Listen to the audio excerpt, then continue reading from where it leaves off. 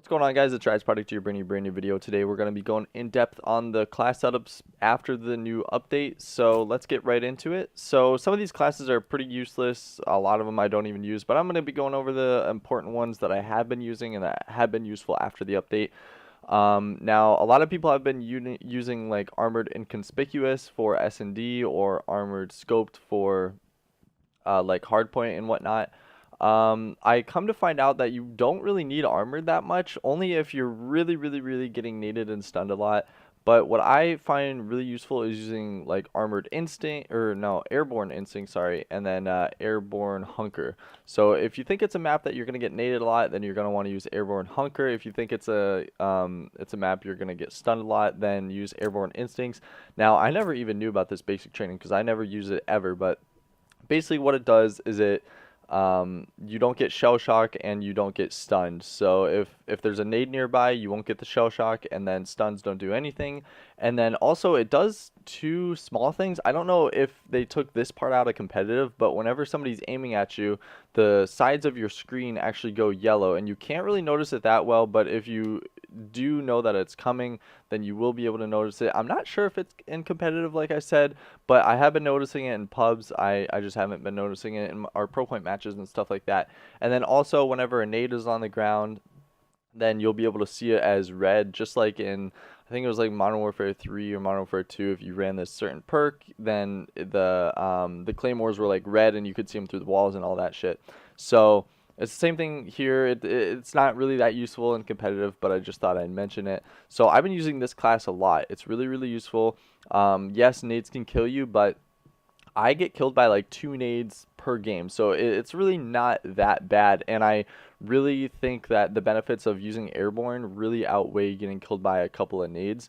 A lot of the nades that I see on the ground, I just run past them, and then they blow up behind me or beside me or whatever it is, so it's not really that big of a deal. Standard thing, PPSH, grip, quick draw. I've been using, actually, this should not be steady aim. This should be advanced rifling. I want to see, okay, every other class has advanced rifling. All right. So I can't even believe I didn't even notice that at first. So this should be advanced rifling. A lot of people have been using steady aim. It's really your preference, whatever you want. The thing with advanced rifling, I I used to not run quick draw on my classes, and instead I used advanced rifling.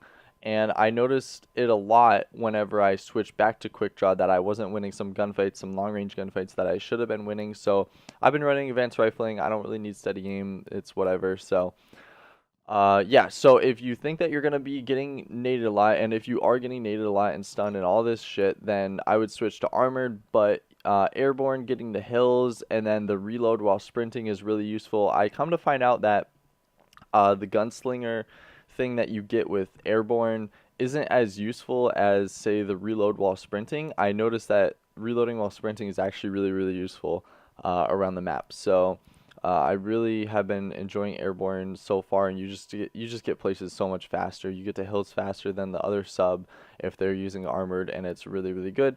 Now, if they aren't using armored, if you know that the other team isn't using armored, you really want to try and punish them for that. You want to stun nade as much as you can, and yeah, that's that. So let's see, we have armored inconspicuous, armored scoped.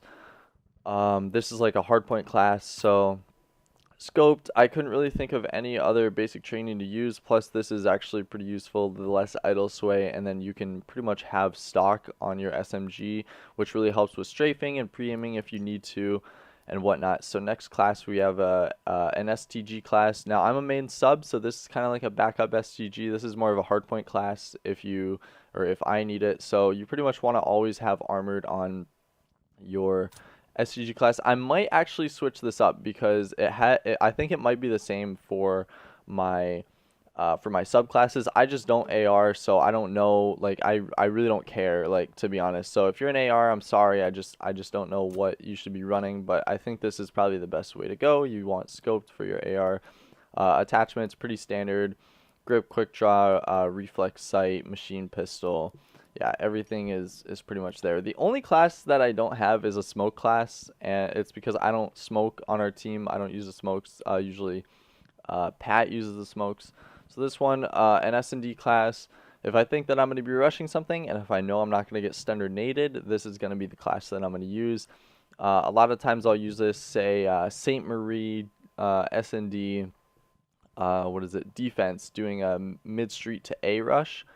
I'll use this class because I'm not going to get stun or naded going on that cross there. So this is a pretty useful class. Airborne or armored inconspicuous for SND. Pretty standard. If I think I'm going to get stun or naded, use armored.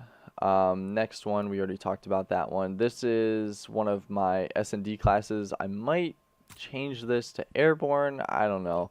I really like having an SDG class where I am silent. Plus with the unlimited sprint, running mountain is actually, I find it to be okay. So I like that. But next, my last class is a sniper class. Airborne on your sniper, so you can get to the sniping positions faster than the other sniper. You don't need mountain. You can just run inconspicuous. It's not a big deal.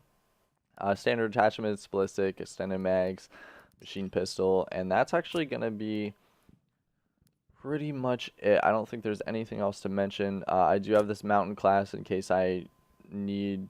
And sometimes I'll use this on USS Texas if I'm, I don't know, needing to have complete silence in my movement, but usually it's not too bad. So that's going to be pretty much it for the video. If you enjoyed, leave a like, comment, subscribe, and I will see you guys next time.